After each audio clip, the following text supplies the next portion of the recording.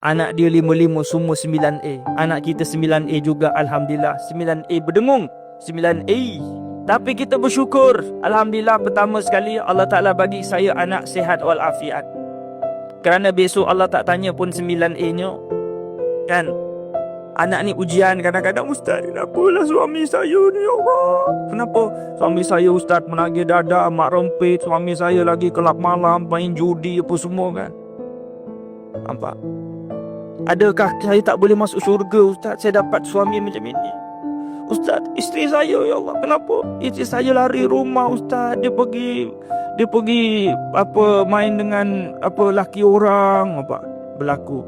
Kan sedih kadang-kadang. Kita nak masuk syurga ni bukan pasangan kita ke, anak kita ke. Nabi Nuh anak isteri tak ikut. Asyiyah tu suami Fir'aun, Asyiyah tu elok je masuk syurga.